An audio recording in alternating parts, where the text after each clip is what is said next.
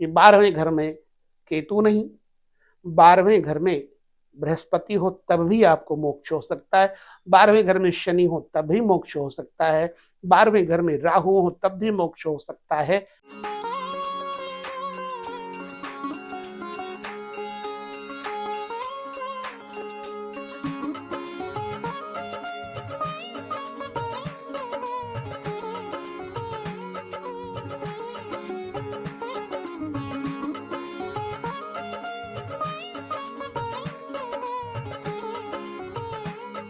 नमस्कार, जय श्री कृष्ण। मोक्ष से कितनी दूर है वर्तमान जीवन? ज्योतिष के इस परम सत्य को जानने के उत्सुक हमारे बहुत सारे जिज्ञासु श्रोता दर्शक बंधु प्रश्न किए हैं। मैं आपके साथ यह मोक्ष से अभिलाषित चर्चा लेकर चल रहा हूं। देखिए, 12वां घर मुक्ति है। अकारण करुणा वरुणालय परमात्मा की कृपा से ही यह संभव है। अब सबके जन्म कुंडली में 12वें घर में केतु तो नहीं आ जाते ना, तो क्या केतु ही हो तो मोक्ष मिलेगा? नहीं, ऐसा नहीं है। केतु तो कदाचित आ जाए। केतु ने अमृत पान किया है और अमृत पान करने के कारण केतु मोक्ष तो नहीं दे सकता। विचार करना है, क्यों? जो अमृत प्राप्त कर लेता है, अमृत पान कर लेता है, वो मोक्ष स्वयं को नहीं दे सकता। फिर मोक्ष का कारण केतु कैसे हो सकता है? अगर अमृत पीने वाले देवता मुक्त हो जाते तो उन्हें बार बार मतलब स्खलित न होना पड़ता, नीचे न गिरना पड़ता। प्रायः इंद्र की आयु 72 चतुर्युगी होती है। अब 72 चतुर्युगी बाद इंद्र नहीं रहते। इसका मतलब क्या है? क्या वो अमृत पीने से मुक्त हो जाते हैं? नहीं। इसका विचार हमारे शास्त्रों में, संत विचारों में बड़ा स्पष्ट कहा गया है। मोक्ष का कारण आपके अंदर इच्छाओं का ना होना है। दो प्रकार की इच्छाएं होती हैं, अच्छी अथवा बुरी, जिनको हम संकल्प कहते हैं। अब देखिए, ये संकल्प कौन करता है? अगर इसके तह में जाएंगे तो संकल्प करने वाला होता है मन। अब वो मन संकल्प शून्य कैसे हो सकता है? क्यों?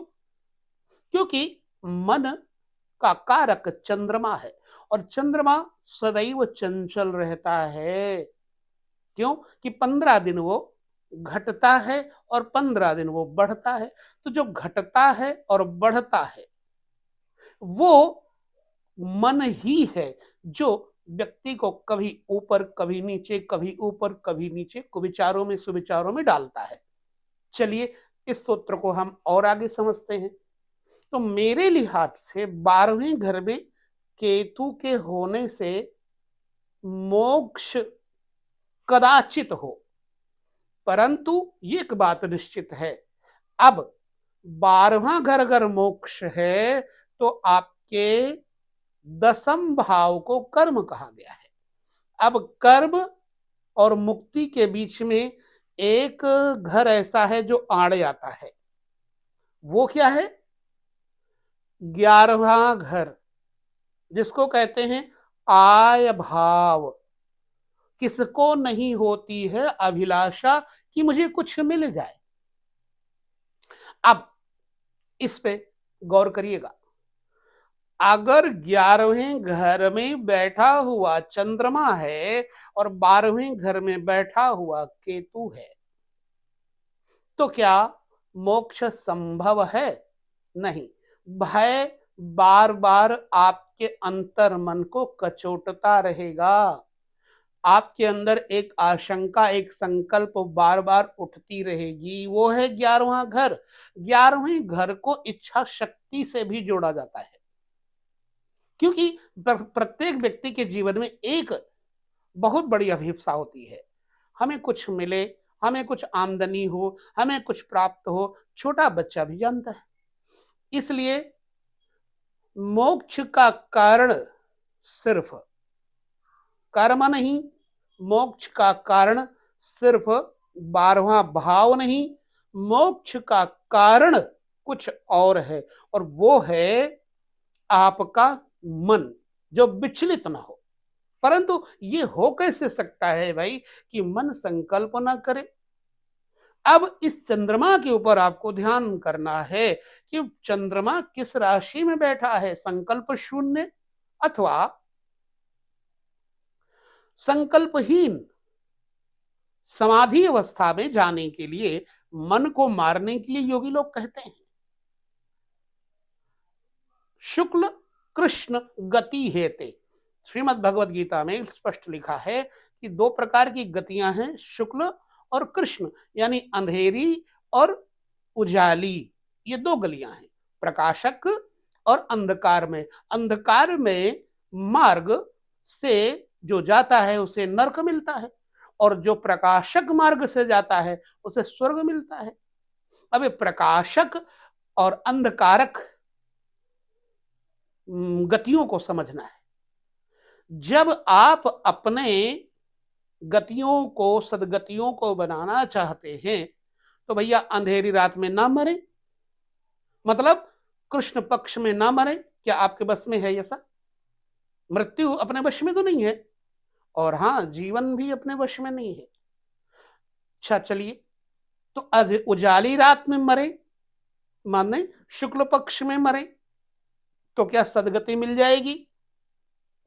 नहीं। इसका एक ही उद्देश्य है कि अंधकार अर्थात अज्ञान में रहता हुआ प्राणी जब शरीर छोड़ता है तो उसको दुर्गति प्राप्त होती है। यह भी लिखा हुआ है, अंतकाले तु माम अनुस्मर। अंतकाल में जो मेरा स्मरण करता है उसे मुक्ति मिलती है। लेकिन आप किसका स्मरण करते हैं? बात बदलनी नहीं चाहिए, ध्यान रखिएगा। तो चंद्रमा और मन, कृष्ण पक्ष और शुक्ल पक्ष। श्रीमद् भगवत गीता में एक बात और लिखी है, क्या? कि जिस समय व्यक्ति की मृत्यु होती है, वह व्यक्ति जिस विषय के बारे में सोचता है उसको वही गति मिलती है। ठीक है? तो अब वो गति उसे मिलेगी कैसे? जैसा उसका मन होगा। लिहाजा आपका मन संकल्प विकल्प रहित तो होना चाहिए, तब ही आपको सदगति प्राप्त हो सकती है, और एक कभी नहीं हो सकता जब तक कृपा ना हो जाए। अब इसमें एक तो रुकावट डालता है 11वां घर मुक्ति में, और दूसरा रुकावट डालता है आपके लग्न से तीसरा घर। तीसरा घर क्या है? संग है। तीसरे घर में बैठे हुए अशुभ पाप ग्रह इस संसार की संपत्ति, सुख, समृद्धि आपको दिला सकते हैं, क्रोध इत्यादि भी दिलाते हैं तीसरे घर में पापग्रह, और बुरे चेष्टाएं भी करवाते पापग्रह। लेकिन तीसरे घर में अगर बृहस्पति, चंद्रमा जैसे, बुध जैसे स्टार बैठे हो, तो व्यक्ति का जो संग होता है वो बहुत अच्छा होता है, और वो संग के कारण उसे ठीक कर्म से पराक्रम, यानी तीसरे घर से ठीक 7वें घर में आप देखें, अर्थात आपके लग्न से 9th हाउस।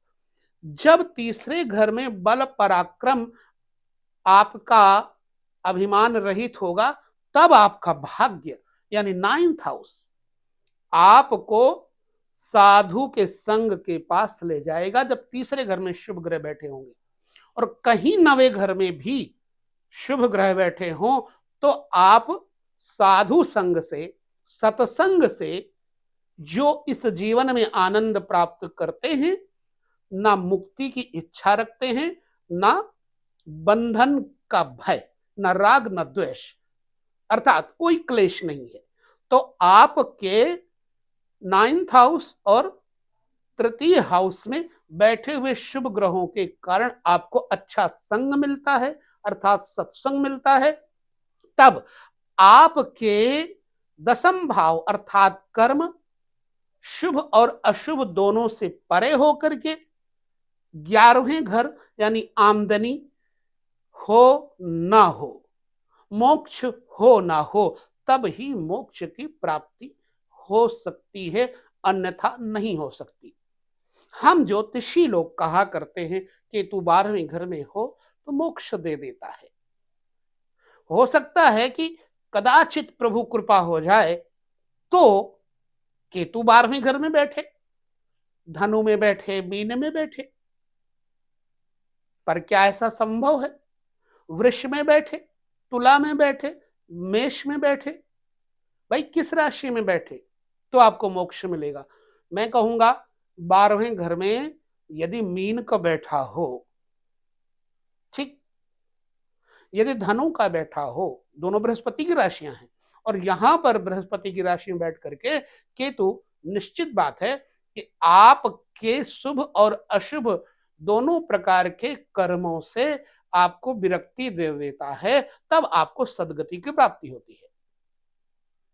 यहां ग्रह नहीं, यहां ईश्वर का अनुग्रह आपके ऊपर होगा तो मोक्ष की प्राप्ति होगी। चलिए इसको और लंबा करते हैं। चंद्रमा के ऊपर किस ग्रह की दृष्टि पड़ती है? क्योंकि चंद्रमा आपका मन है, मन विचलित होता है तो आप मोक्ष की सदगति की कैसे अभिलाषा कर सकते हैं? क्या आपका मन विचलित है? सुखी होगा या दुखी होगा? दोनों अवस्थाओं में आपका मन होगा। अब इन दोनों अवस्थाओं से परे तो आप हैं नहीं, इसका मतलब आपका मन विचलित है, तो कैसे मोक्ष की प्राप्ति होगी भाई? इसके लिए चंद्रमा पर कुछ अवस्थाएं निश्चित होनी चाहिए। या तो बहुत दुख मिल जाए, आपको वैराग्य हो सकता है, जैसे बाबा गोस्वामी जी को, तुलसीदास जी को पत्नी से ही दुख मिला और वैराग्य हो गया। प्रायः ऐसा होता है कि व्यक्ति जब बहुत दुखी होता है, जिससे, और दुखी उसी से होता है जिससे बहुत सुख की इच्छा करता है, जिससे बहुत आकर्षण होता है और उसके शब्द उसके हृदय में लगते हैं, तब वो व्यथित होकर के ईश्वर की तरफ चलता है, बहुत प्रेम हो तो चंद्रमा पर या तो बृहस्पति की दृष्टि हो जाए तो व्यक्ति के अंदर अंततो गत्वा वैराग्य आ सकता है, अन्यथा बहुत बुरे ग्रह हो तो व्यक्ति को बहुत पीड़ा हो, अपने लोग ही जूते मारे, अपने लोग ही बातों की लाते मारे, तब व्यक्ति को पीड़ा होती है, तब वो ईश्वर की तरफ जाता है। भैया ईश्वर की तरफ जाए बिना किसी को सदगति कैसे मिल सकती है? सत्संग के बिना आपको सदगति नहीं मिल सकती। बाबा गोस्वामी जी ने लिखा है रामायण में, बिन सत्संग विवेक न होई, राम कृपा बिन सुलभ न सोई। फिर एक जगह और लिखा कि बड़े भाग्य पाइयो सतसंगा, और बिन ही प्रयास हो ही भव भंगा। कोई प्रयास नहीं करना अपने आप, लेकिन क्या बोले भाग्य होगा तब। अब जन्म कुंडली में आइए, भाग्य भाव देखिए और तीसरा घर देखिए। तीसरे घर में और भाग्य भाव में जब अच्छा सामंजस्य होगा, माने तीसरा घर सत्संग मित्रों का घर जब अच्छा होगा, तब ना आपका भाग्य साथ देगा और तब आपके कर्म सुदृढ़ होंगे, इच्छा मूल से हट जाएंगे, तब मोक्ष होता है। 4 ग्रह जब किसी व्यक्ति के 10th भाव में बैठे हों, शुभ अथवा स्वगृह, तब भी व्यक्ति को दीक्षा योग बनता है और ऐसी स्थिति में जातक को मोक्ष की प्राप्ति होती है। और मोक्ष के लिए आपके 8वें घर से पहले की इच्छाओं को मारना पड़ेगा, नहीं तो मोक्ष नहीं होगा। क्यों? गीता जी में फिर लिखा है, रजसी प्रलयम गत्वा कर्म संगिसु जायते तथा प्रलीयानस्तमसु मूढ़ योनिसु जायते। अर्थात रजोगुण में जिसने प्राण त्यागे हैं वो कर्म योनियों में जाता है, मनुष्य योनियों में जाता है, और जिसने तमोगुण में प्राण त्यागे हैं वो मूढ़ योनियों में, अर्थात जिनको बुद्धि ही नहीं है। किनको बुद्धि नहीं है भाई? गधा, उल्लू, बिल्ली, कुत्ता, अथवा क्योंकि उनको अगर सड़क पर खड़े हो गए तो चाहे जितनी गाड़ियां हार्न देती रहें हटेंगे नहीं, क्यों? उनको बुद्धि नहीं है। इसलिए कहते हैं कि मूढ़ योनियां। तो अगर आपके जन्म कुंडली में आपकी इच्छा शक्ति जीवित है, चाहे वो अच्छी या बुरी, मोक्ष नहीं हो सकता। मोक्ष बड़े हाई लेवल की स्थिति है, उसके लिए आपको सत्संग करना पड़ेगा। आपके अंदर का मैंपन, तूपन बिना मिटे मोक्ष नहीं हो सकता। हो सकता है कि 12वें घर में जिन लोगों की कुंडली में केतु बैठा है उनको यह स्थिति प्राप्त हो, मैंपन तूपन खत्म हो जाए, तब संभव है, अन्यथा नहीं संभव है। गुरु कृपा ही केवलम। मोक्ष के लिए आप यह इच्छा ना रखें कि मेरा मोक्ष होगा, आप सिर्फ यह इच्छा रखें कि मैं अच्छे कर्म करूंगा, अच्छे कर्म करने के पश्चात जो होगा वो देखा जाएगा। तो आपका कर्म भाव और मोक्ष भाव के बीच में 11वां भाव यदि शून्य है, यानी कि संकल्प रहित है, तब आप जीवन में मोक्ष की प्राप्ति कर सकते हैं।